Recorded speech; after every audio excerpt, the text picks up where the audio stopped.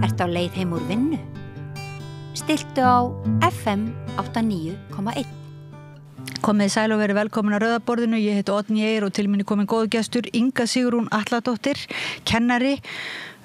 rithöfundur, gaf út bókina Reynsluheimur og mögulegir heimar, er það ekki titillinn? Jú, Reynsluheimar og mögulegir heimar. Reynsluheimar og mögulegir heimar, já, þar sem þú ert að miðla reynslu þinni af einmitt skólamálum. Það er umfjöllunar umræðu efni okkar hérna í dag og ekki eiginlega vanþörf á. Þú ert fyrrum skólastjórnandi líka og hefur margra á reynslu af svona mismunandi stefnum í skólastarfinu. Þú talaðir einhvern tímann að þér fyndist eiginlega skólinn ala á sjálfshatri nemenda. Getur nokkuð byrjað að bara útskýra það, þá stóru fullyrðingu fyrir okkur? Já, ég er búin að vera að starfa í skólakerfinu í meir en 30 ár frá svona öllum hliðum, sko. Og ég fór snemma að velta fyrir mér svona mannréttindum barna í skólum. Og eiginlega fyrst að því ég fór að hugsa þetta, þá var ég þegar ég var í menntaskóla, þá var ég fengin til þess að kenna nemanda sem að lendi í kennara einelti. Og þessum tíma, þetta er 1985, 6, 7. Og ég er að reyna að kenna þessum nemanda helgar og ég held að bara vantaði eitthvað mjög mikið í barnið og reyndi og ég man ennþá í dag þar sem ég var að reyna að kenna henni grein og hún gat ekkert lært og skilaði engu frá sér. Svo er hún í 10. bekk sett í annan skóla og ég fylgdi henni áfram. Og þar var bara allt annað. Hún fekk stuðning, hún fekk áhuga á því sem hún var að gera, hún fekk svona getu til þess að koma frá sér einhverju. Hún hætti með hennan kvíða fyrir náminu og fyrir að mæta í skólan og þessi vanlíðan sem alltaf var til staðar og hún bara blómstraði gjörsamlega og sjá þessa breytingu á barninu hefur bara haft mjög mikil áhrif á mig. Og ég hef verið að skoða þetta alla tíð síðan, hvort sem ég var í stjórnarnáminu eða sem kennari og svo hef ég náttúrulega séð fullt af börnum þróa með sér svona sjálfshatur með eitthvað andfélagslega hegðun eða sjálfskaða og sem að skólakerfið hefur í fyrsta lagi svona kannski vaknar þetta í skólanum, ég er ekki að segja að skólinn sé að kenna þetta í raun og veru, en þetta vaknar í samskiptum í skólanum sem eru ekki gætt nógu vel að, það sé nógu uppbyggileg og skólinn líka kemur ekki í veg fyrir þetta. Þannig að maður hefur séð börn þroska þetta áfram og svo endar það bara mjög illa og ég sé bara fyrir mér börn og nemendur sem ég hef mist bara annarkvort sjálfsíðandi hegðun bara sem endar náttúrulega bara sjálfsvíi eða hefur ráðist á samfélagi sitt og orðið að einhverslands glæpamönnum. Það vantar einhver tæki og tól, það vantar eitthvað í skólakerfi til að takast á við þetta sjálfshatur og meir en það jafnvel eitthvað í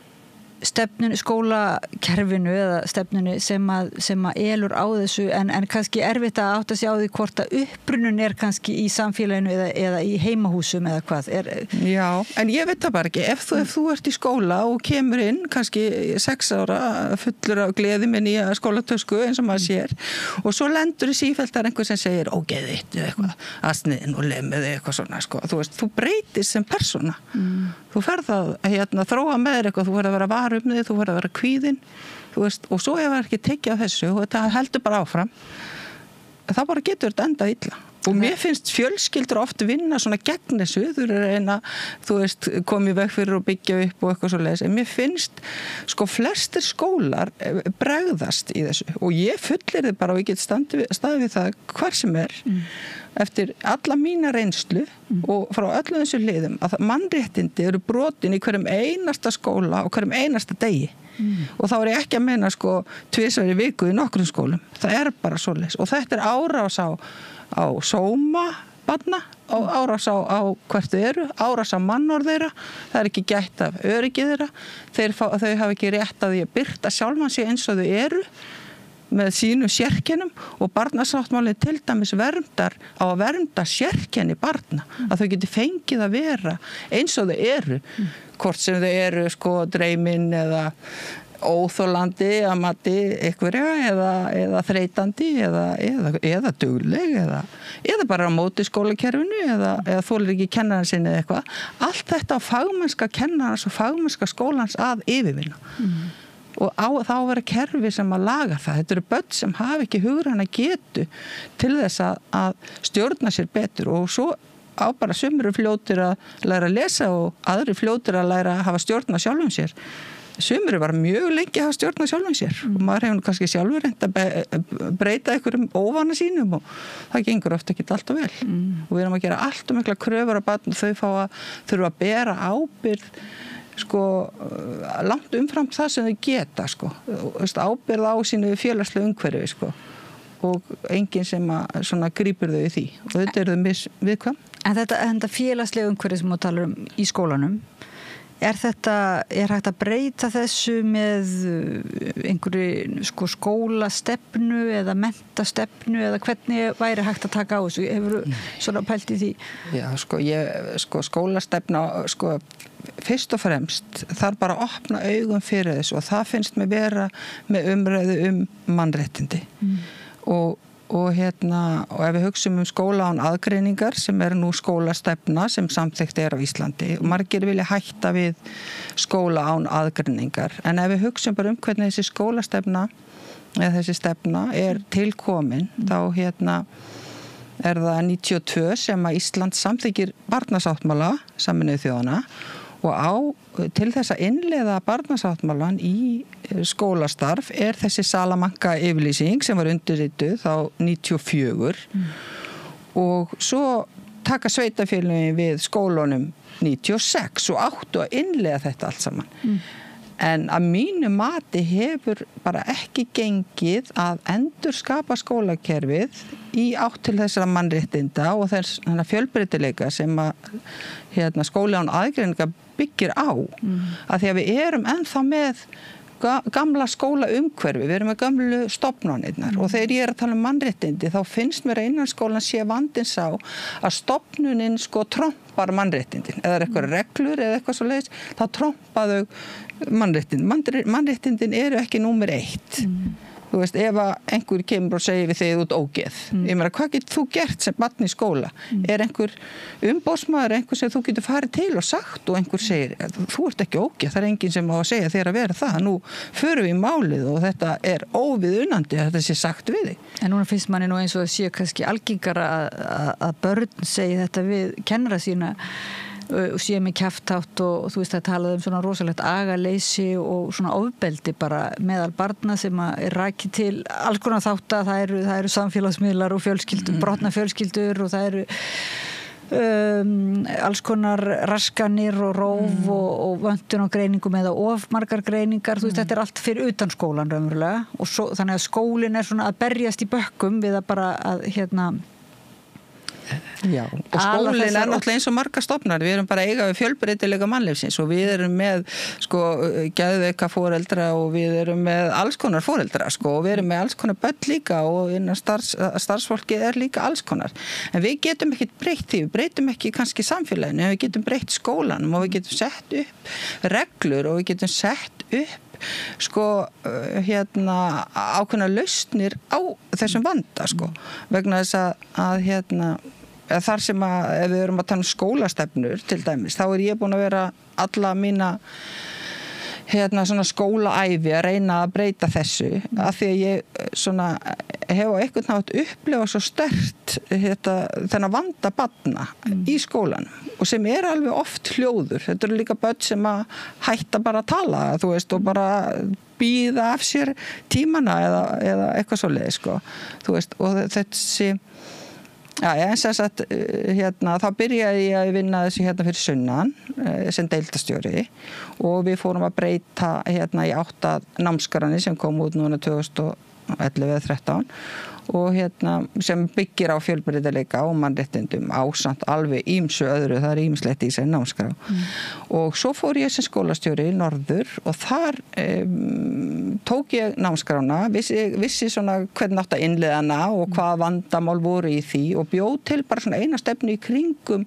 þennan mannréttinda hluta þarna sem við köllum leiðtogasamfélagið. Og það var bara svona stefna sem við keyrðum þarna í 7 ár fyrir norðan og það var bara þannig að agamálum, þeim fækkaði alveg geysilega mikið en það þýddi nefnilega að við tókum allt. Ef einhver segir við þig, þú ert aumingi eða sparkar eða eitthvað, þá hefur barnið alltaf einhvern umboðsmann í skólan og getur komið og rætt það. Og þetta fjalla ég einmitt í bókinu minni. Mjög mörg dæmi þetta, þegar börn að koma og hvað það er mikilvægt. Og líka bara þegar kennari brýtur réttindum barna, hvað er mikilvægt að það sé farið í það. Og það er einmitt eitt dæmi þegar kennari brýtur á réttindum barna og kennarinn ver sig og síðan hættir það bara þannig að það er engin lausn sko. Þú veist, sem er líka bara svo oft þannig sko. En kennari kannski hefur heldur ekki, nú ég svona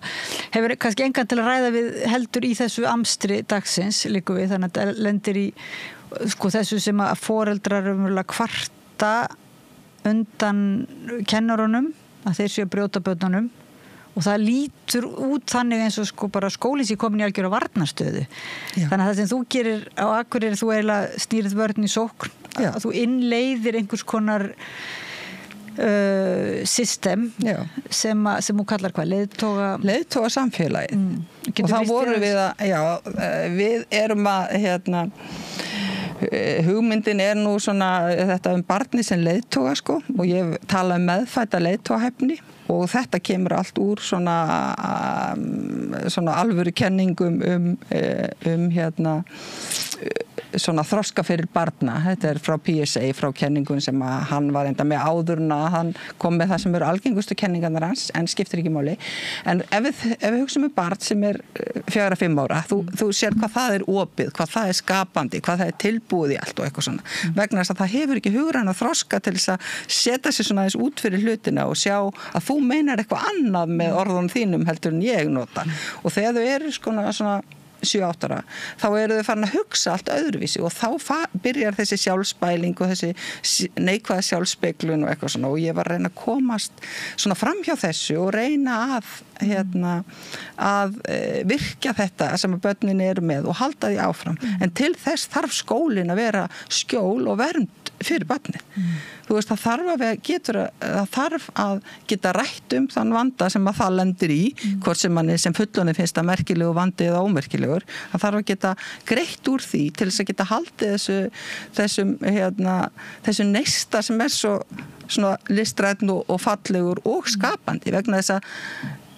að því að ég er líka að tala með þessan leiðtoga vegna þess að ég sérhæði mig í leiðtogafræðum, ég tók master í stjórnun og lærði það leiðtogafræði og þar sé ég að nútíma leiðtogakenningar eru horfnir frá þessu, vera með svona Hitler og Stalin og eitthvað sem að stjórnar þannig, heldur það komna kenningar þar sem er akkurat verið að tala þetta, þú veist, að vera skapandi, hafa svona trú á eigin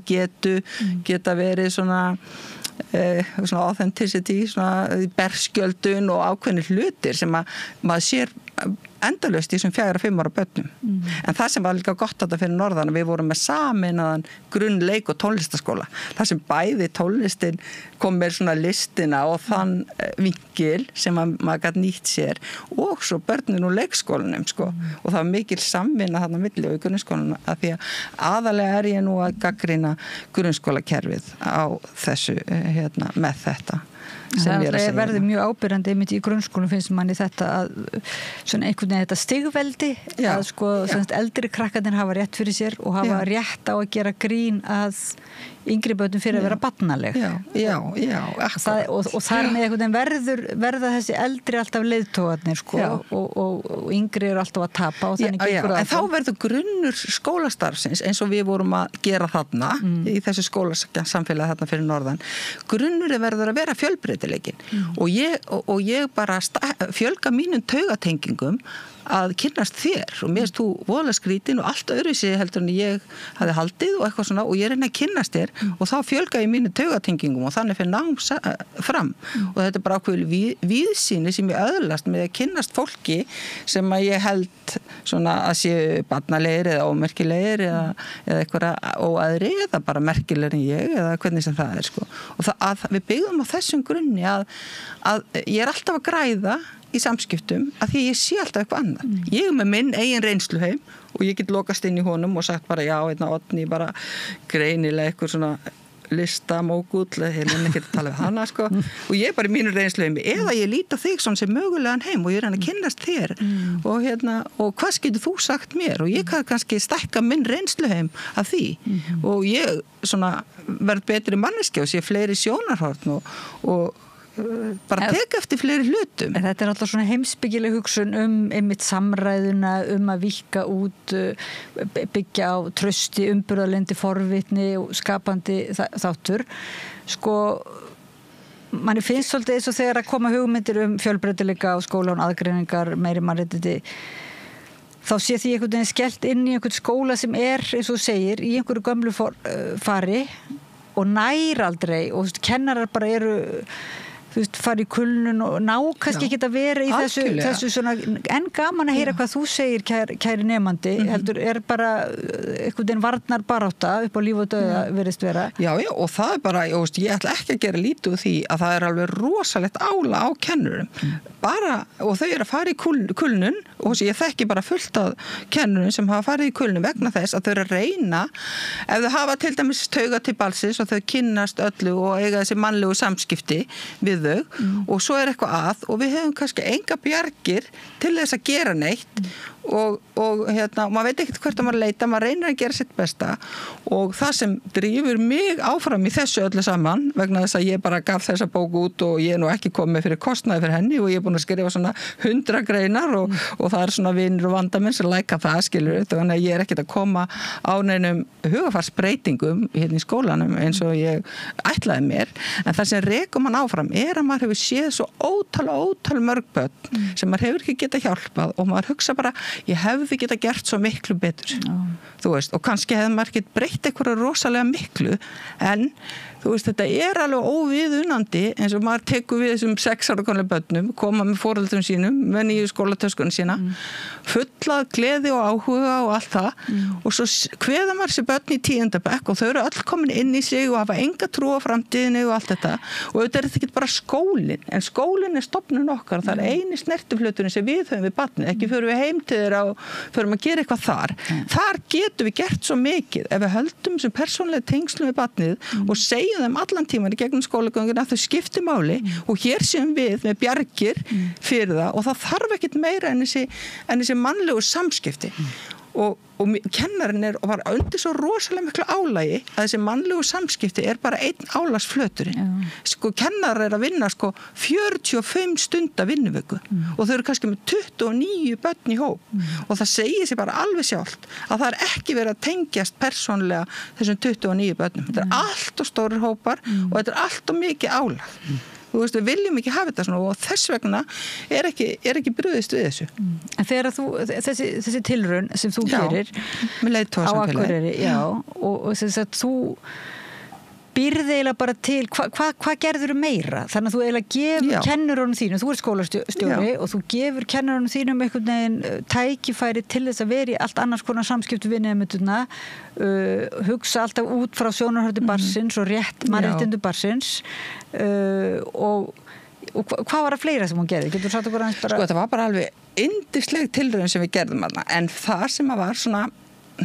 break í þessu var að ég var fengin til að koma þarna. Ég hefði sérhæft mig í einheltismálum í skólanum sem ég var hérna fyrir sunnan og hafði fylgt þeim eftir og var hérna í þessu öllum sem samskiptamálum alltaf, þú veist, og var bara svona einhver þannig fulltrú. Ég var fengið hérna og það var búið að vera svona viðvarandi vandamál þarna og ég var fengið svolítið inn til þess að hérna taka á ákveðnum þáttum og ég ákvað að nota námskrána þarna sem ég þekkti svo vel og var búin að innleiða einu sinni áður þarna til þess að gera þetta og draga út þessa mannréttinda þætti í henni og margir kennarar, þessi sem eru svona skólaðir kannski af gamla skólanum ef við getum sagt, sem hafa svona meðan æfingaskólinn var kannski, ég veit ekki hvort að Ísaksskóli hvenær það hætti að vera æfingaskóli, en allavega þessi sem að byggja á persónulegum tengslum við nemendur, þeir segja, já þetta bara common sense, þetta bara common sense og hinni fylgdu bara kannski svona aðeins á eftir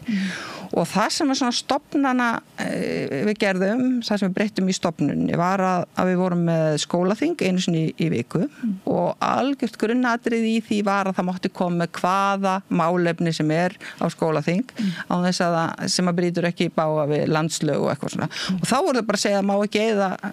eyðileggja snjókalla eða eitthvað eða bara stóru krakkarnir eru alltaf að hrækja okkur eða eitthvað og það var bara farið gegnum það og sátu bara allir og rættu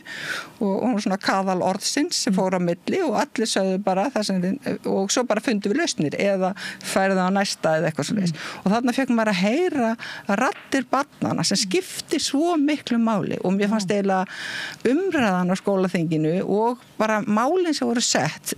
kenna manni miklu meira skólastarfi heldur en í raun og veru afgreiðslan svo var ég að horfa á það að veri N4 sem voru þarna fyrir norðan tóku einu sinni viðtalið krakkana þarna og þá myndi ég að þau sögðu já, það var búið að banna síma og við gátum tekið það tilbaka og nú ekki bannaði símar og ég bara, ég man alltaf eftir þessi sko en það var ægislegt að horfa á þetta sko Þannig að þetta var valdeflandi Við vorum náttúrulega að reyna valdefla fyrsta lagi að styrkja sjálfsmyndina og valdefla og að barnið sé örugt í skólanum það sé enginn að segja við þarna og þetta voru alls konar mál sem að voru áður þú veist sem við náðum kannski ekki alveg uppræta en það var bara fólk þú veist þetta var bara bylting á skólamenningun en það var þetta og svo vorum við með leiðtogatíma þar sem vorum að kenna þeim að vera leiðtogar og þau svona ég vildi kannski mjög mikið áhuga á því að skrifa sögur þá var ég með svona smiðju á föstudögum sko þar sem ég var 40 mínútur og bauð upp á fólk kæmi að skrifa sögur sko og krakkarnir völdu sér svo í smiðurnar það var svona 10 leiðtogar kannski sem buðu upp á jóga eða smiður eða starffræði bara eða eitthvað tölvuleiki eða bara eitthvað skilur sem þau vilt og það var líka svo mikið einsýn fyrir okkur kennarana þú veist og við gengum bara milli og svo ekki alltaf lægi og eitthvað svona og svo varum við að kenna þeim að leysa úr agavandamálum kenna þeim að kenna öðrum og kenna þeim svona að fara í gegnum hvernig maður myndi halda utan um þetta og líka takast á við höfnunna þegar enginn vildi koma í mína þú veist þessi smiðju og ég menna maður segir það bara svolítið, vertu sterk inn í þér vertu, þú veist, margir hafa þetta er flott hjá þér og eitthvað svo lesin enginn vil koma og stundum verða þannig þú veist, en svo kannski eitthvað annað og hvað getur líka fundið eitthvað sem að kannski fleiri vilja og eitthvað svona, og svo var líka þannig að ein regla sem var nú svona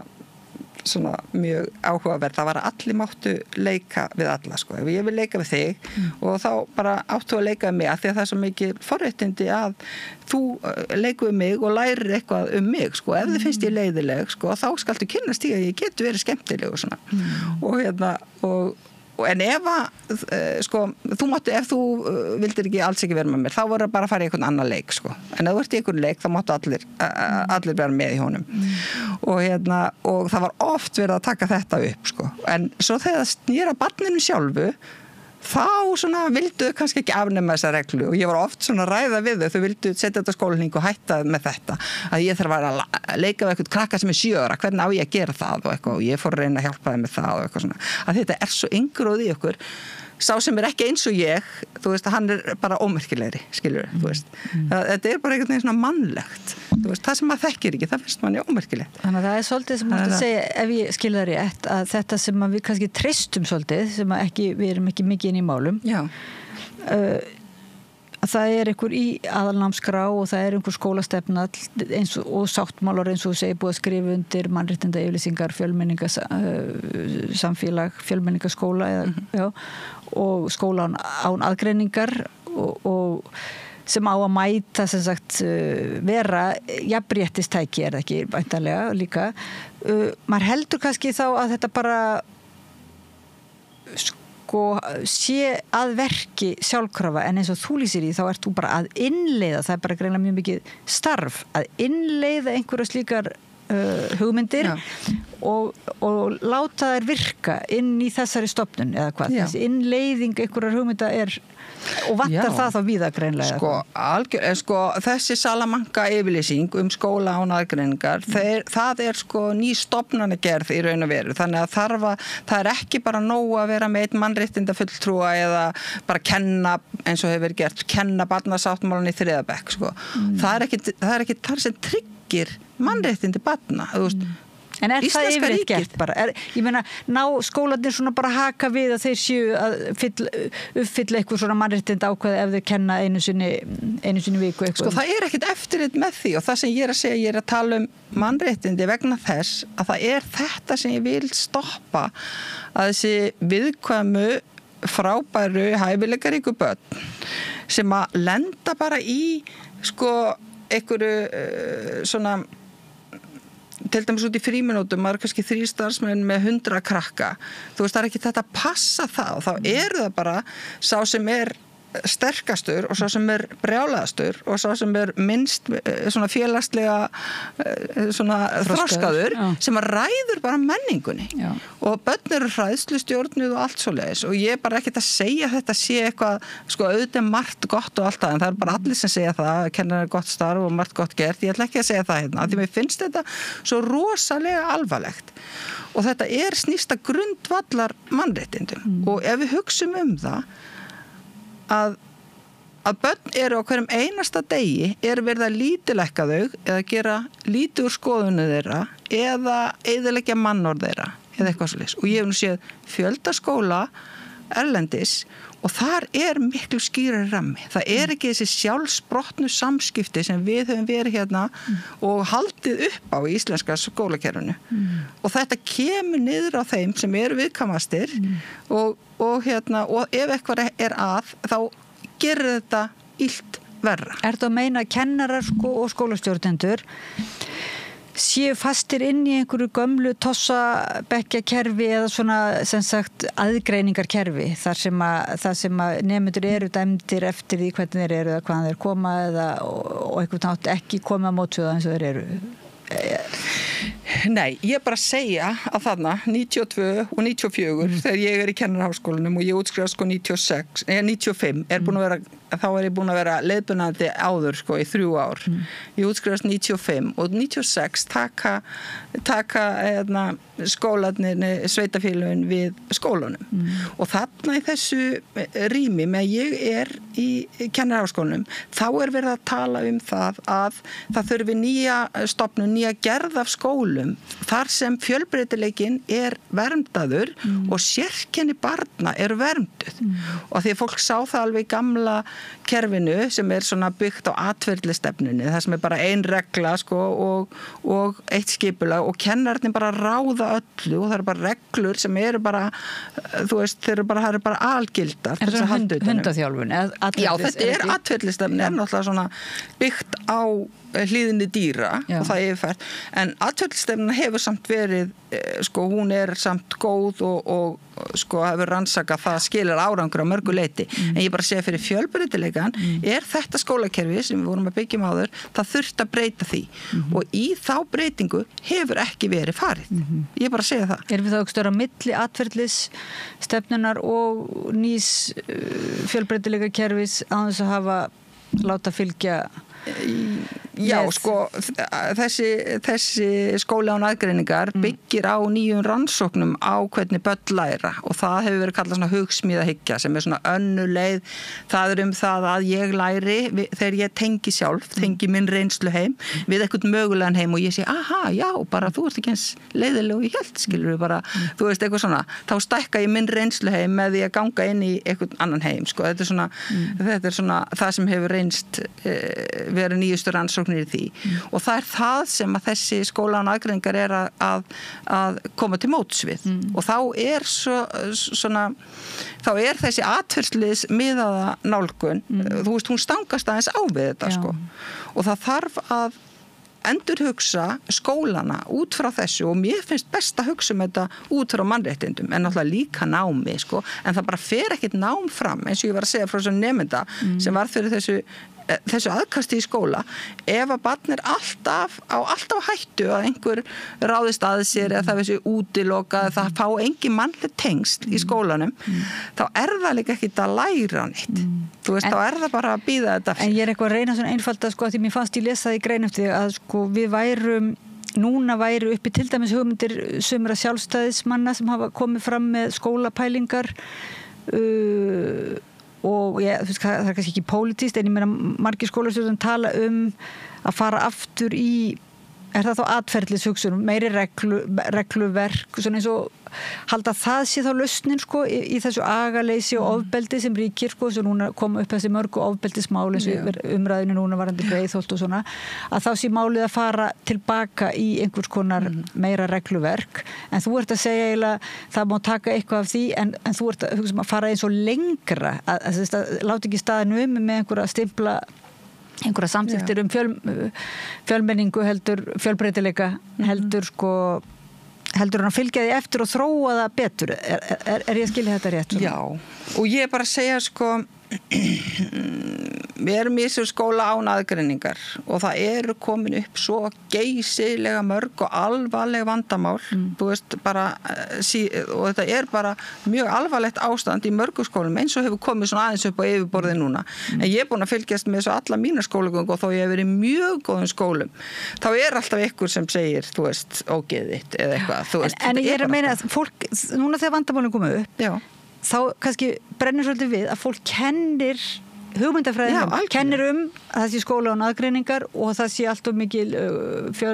Já, og ég bara segja að það því að kenna þessi skóla án aðgreiningar, þetta kom miklu meira rótleysi, það var að nálgast fjölbreytileikan og þá voru alveg bara 60 skoðanir í gangi og hvernig ná einhvern veginn að miðja það sko. Og þá kemur fólk tilbaka og segir, við viljum bara fara tilbaka í gamla kerfið, það sem kennarinn hefur bara völd til þess að stoppa og láta og eitthvað svona og ég segi, ef að við ætlum að velja milli þess að hafa skóla fulla af ofbeldi og bara andfélagslegri hegðun eða fara í gamla kerfi þar sem kennarinn bara alvaldur guð og heldur áfram, þá vil ég það nú frekar þú veist, það allavega hafði börn skjóla því að ef einhver var að áreita mig, þá gæti ég elt kennarinn allavega allan daginn, skilur en þó að ég væri alltaf jafn skrítin, skilur ég það bara að vera skrítna barnið það þá skarri kostur á tveimur sleimum já, mér finnst það nú en þinn kostur samt sko raunverulega þróun á fjölmenningar mér finnst við erum bara í miðri í þessari innleiðingu skóla án aðgreininga. Við erum í miðri á þar og enginn veit hvað snýr upp og hvað snýr niður. Og ég veit það að samtölum við erlendis, við skólafólk, til dæmis í Bandaríkjunum, þar verið að fara bara tilbaka eins og sjálfstæðismenn sem voru nú einir sem voru með einhverja skólastefnu að viti og var bara margt gott þar. Ég er ekki að tala það pólitískt neitt, en þeir eru að fara tilbaka í atferlisstefnu og gamla skólaumhverfið, svona bankamódelsumhverfið, þar sem ég kennarinn og legg inn þekkingu eins og ég sé að leggja inn á bankabók, skilur þú veist, þeir eru að fara þangað en ég er að segja, sko, við erum í miðri á hérna og við höfum aldrei almennilega fengið nein verkfæri til þess að innleiða þetta og mér finnst við ættum að byrja á þessu ofbeldi og þessu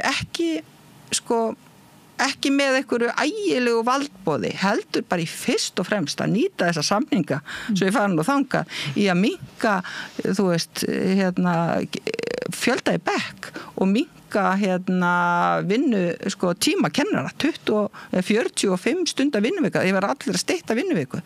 og taka bara alla símentin og allt svoleiðis og færa þetta bara í lok skólaárs eða á sumartíman af því að það alveg fullt starf að kenna bara 18 manna bekk fylgja honum kannski 30 klukkstundur eða 29 eða eitthvað bara skóladaginn og vera þetta skjól fyrir barnið það númer 1, 2 og 3 að kennarinn sé skjól fyrir barnið að barnið eigi eitthvað skjól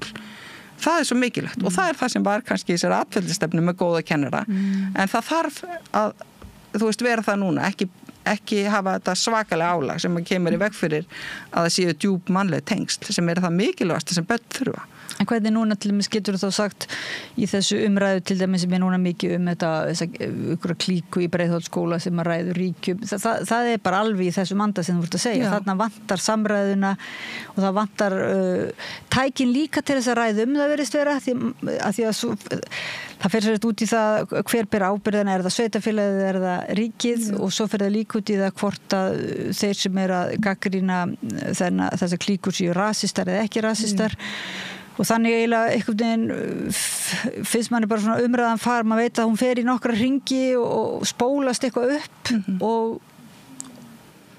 svo veit maður ekki alveg hvað gerist í kjölfarið sko. Nei, og eins og ég segi sko ég er búin að vera að berjast í þessu núna í svona 25 ár og ég ætla bara að halda áfram þannig til að mitt líf er bara búið og að reyna að breyta þessu af því að mér finnst þetta alveg svakalegt og ég líka sé þetta á mínum börnum og nú maður sjá þetta kannski á sínum barnabörnum sko. Þú veist að skólakerfið getur ekki verið það skjól fyrir börn sem þau þurfa. Þú veist og það er það sem er svo alvarlegt og það er það sem er að gerast þarna upp í Breiðholti að þetta er bara komið einhvern veginn svona aðeins lengra heldur en í flestum öllum skólum. Þú veist, þetta er bara komið aðeins lengra og ég meina svo er alltaf verið að finna einhverja sökudólka vegna þess að fólk vill ekki taka á skólakerfinu, það kann engar aðra leiðir heldur en að búa bara til nýjan sjálfbærni fulltrúa eða námskeið fyrir kennara eða einhverja vefrannsókn einhvers staðar eða eitthvað nýtt tölvuforrit eða PISA eða eitthvað eða benda á síma, eða benda á foreldra eða benda á eitthvað. Þú veist, það þarf að hætta þessum bendileik. Hvað myndir þú gera ef þú kemur inn í Breiðholtsskóla til dæmis og eftir sem sérstakur fulltrúi, hvað myndir þú gera við þetta gengi eða Já, það er bara ekkert sem ein manneskja getur gert og þó ég hafi verið að vinna upp úr vegna þess að það skorti þegar námskrám kom, þá skorti bara leiðir til þess að vinna upp úr henni, enda fólk þú veist, skilur hann ekkert skólakerfið skilur hann ekki og ég bjóð til þessar leiðir, þessar aðferðir, þessar kennslaðferðir til þess að innleiða þetta í þessum eina skóla þarna og þetta er bara ein leið. Þó ég fær upp í Breiðholtsskóla, ég myndi örugglega engu breyta vegna þess að þetta er kerfið sjálft sem er að. Þetta er misskilningur á því og það þarf að hugsa kerfið út frá mannréttindum barna. En ef þú myndir breyta því, menna ég, ef þú bara færi með þína bók, reynsluheimar og mögulegir heimar og þessa reynslu þína sem sagt af því að innleiða leiðir, eða sem sagt, búa til leiðir, til þess að vinna úr þessari námskrá á hverju myndir þú byrja þegar það er komið út í ófremdar ástand alveg myndir þú þurfa að byrja aðeins aftar eða svona, eða gætirðu ég myndi segja eins og þar sem ég hef verið í skóla og hef komið nokkru sinnum að svona mjög alvarlegum það er svolítið erfitt að taka það. Þetta verður að vaksa upp úr skólanum. En það verður að koma það verður að breyta kerfinu þangað til þetta komi ekki fyrir aftur. En það er voðalega erfitt þegar orðið svona djúpstæður vandi þú veist, að gera eitthvað. Og ég bara segi maður það bara halda svolítið í og vinna með það sem er en svo farað úr skólanum en það er svo lítið sem maður getur gert af því að þetta er spurning viðhorf kennara og breytta stofnun og það er það sem þarf að gera og sérstaklega að öll vandamál barna og öll brot á þeirra mannréttindum, árás á þeirra sæmd, á þeirra mannorð og það sem að vinnu gegn öryggi þeirra að það sé alltaf undantekningarlaust tekið á því og það tekið alvarlega. Svo börn læri ekki einhvern veginn að það er bara allt í lagi að einhver sé að kalla mig hitt og þetta bara allan daginn, eitthvað sem við myndum aldrei líða á okkar vinnustað og ég bara hugsa svona eins og þetta ofbeldismál sem kom daginn þegar aðstoðarskólastjóri var með kynferðislega áreitni á konur sem þurftu að fara úr skólanum hvernig manneskja sem hugsa svona annað fólk og vill áreita annað fólk hvernig kemur það fram gagnvart börnum sem ekki geta varið sig og barn, þú veist, það er einn fullorðinn einstaklingur inn í bekk kannski og það eru bara börn sem eru vitni af hegðunars hann getur raun og verið gert hvað sem hann vill eða ekki neitt, það er bara þannig og börn læra ekki þeim er ekki hjálpa að læra og þjálfa sig að svara fyrir sig líka sem sagt svara fyrir sinn rétt og vera meðvituð sinn rétt á að Þú komast náttúrulega bara ekkert áfram með það, sko. Þú veist, ég bara var nú, þegar ég byrjaði að kenna, þá var sagt mig, það er svo hrikalegt að taka á móti bekkjónu þínum, það eru svo mikla klöguskjóðar, þau eru að klaga allan daginn, skilurðu. Það var bara svoleiðis. Og ég bara, og það var bara fínasti kennari sem sagði þetta. Það var bara ekki hægt að taka á móti þeim að þau klaga og að því ég var alltaf vanið á það, láta vita ef það er eitthvað og svo ræðu við það, sko. Þú veist, að því að þau eru líka ofta miskil eitthvað og þá læra þau svo mikið samfélagið og annað fólk en maður tekur bara þú veist, eins og þau koma og segja þú veist, þessi kennari var að berja mig með priki og ég segi, get það verið var hann að berja með priki við skulum tala við hann þetta og svo það rætt, nei, ég var ekki að berja með priki bara hvernig var þetta örugglega þannig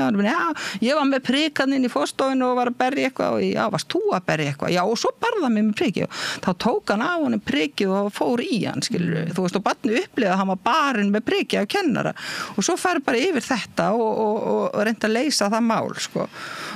En börn er ekki ómarktæk þó að þau sé ekki alltaf 100% sem segja. Það þarf að læra að skilja börn og það þarf að læra að tala við börn og það þarf að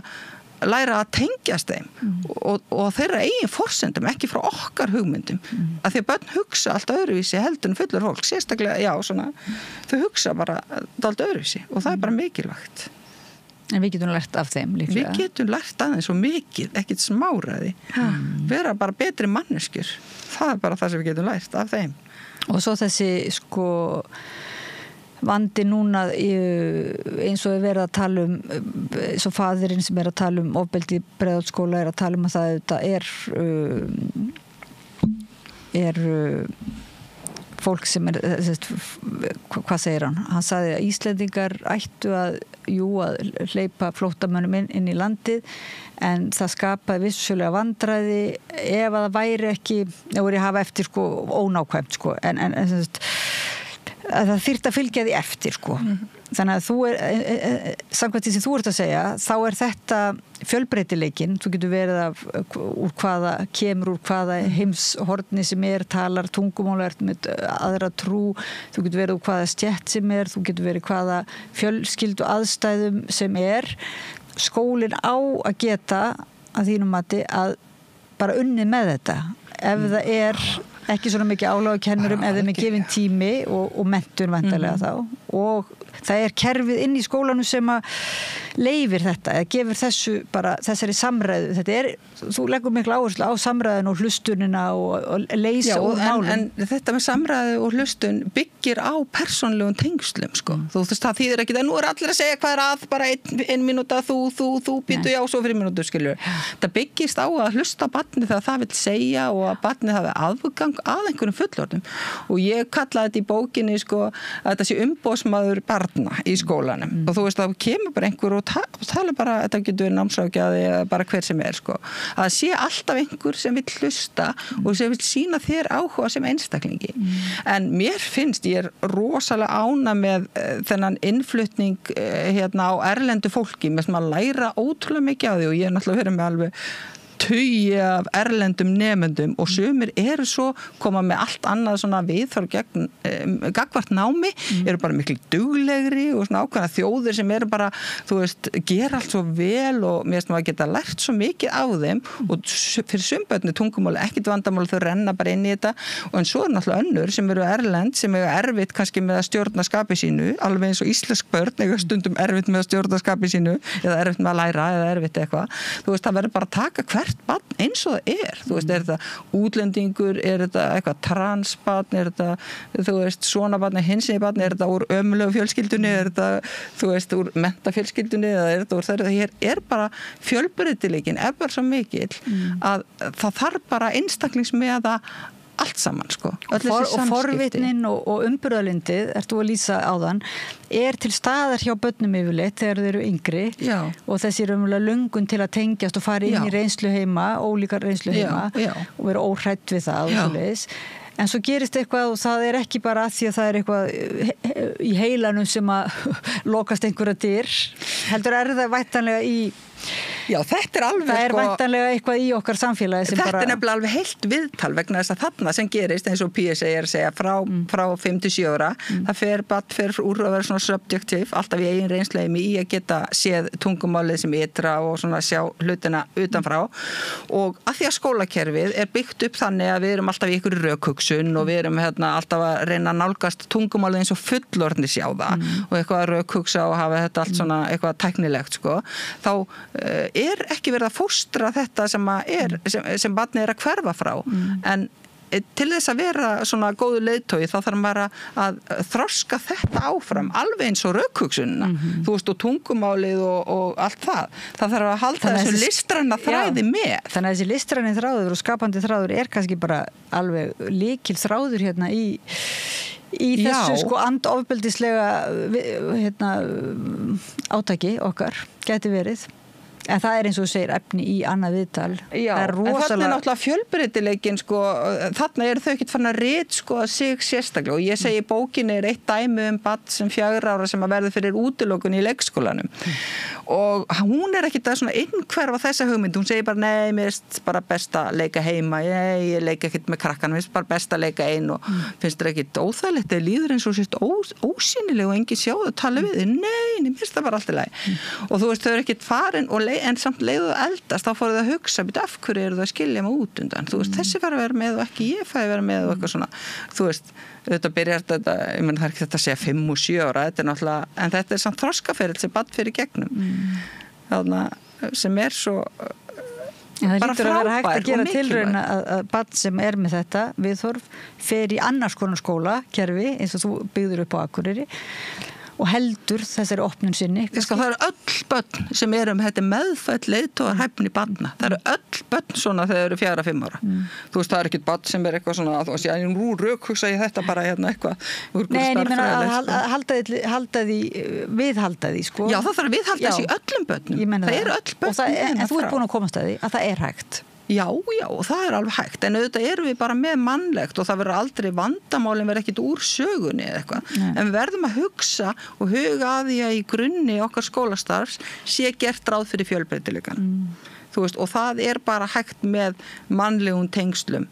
þú veist, og að fólk fá að þroska sinn reynsluheima því að nú ég að tala í þessari bók að ég þarf að hafa sterkan reynsluheim til þess að hafa sterka sjálfsmynd og geta talað, þú ert á móti mér og ég með einhverja skoðun sem eitthvað öðruvísi þá þarf ég að hafa trú á sjálfum mér og sterkan reynsluheim og hafa rök í mínu reynsluheimi en svo get ég alveg komist að því seinna að þú hafði rétt fyrir þér og ég sé það núna en þá hef ég bara stækkað minn reynsluheim skilur, þú veist, ég ekkert alltaf að hverfa frá öllu sem mér finnst gott og en þegar ekki þessi tengsl og ekki þessi samræða og ekki, þessi miklu tengsla þá byggist upp þetta sjálfshattur bara ef að fólk eitthvað öðruvísi ég segi þetta í bókinu að þetta sé svona tæknilegt viðhorf til barna þú veist, þau eru bara svona nálgust eins og svona eitthvað tæknilegt viðfangsefni, sko og það myndar þetta sjálfshattur innan skólana sem að verður náttúrulega að bara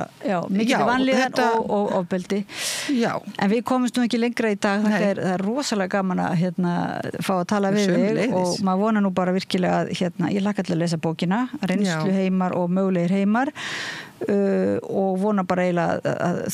þú verður kölluð til þess að innleiða ég bara vona að fólk fara að hugsa og ég vona að þessi samningar sem eru núna milli sveitafélagana og kennarana, ég vona að það veri gert eitthvað alvöru og að veri breytt einhverju þó ég kannski ekki mikla ég sýnist það ekki að vera gerast en takk fyrir Inga Sigrún Atladóttir kennari skólastjórnandi rithöfundur kemur allavega frá Akureyri til að spjalla við okkur kæra þakkir fyrir að koma að rauðaborðinu og hlustendum áhörðum þakka ég fyrir að fylgja okkur eftir og vera með okkur í samræðunni ég vona að við höfum náð að tengjast ykkur í gegnum þessar pælingar og ég þakka líka honum Pétri Fjellsteð tæknimanni fyrir að varpa samræðunni yfir til ykkar og ég held að eigi bara vel við að segja núna að við förum í örstutar frímínútur á samstöðinni og höldum svo áfram að ræða málum í rauðaborðið. Takk.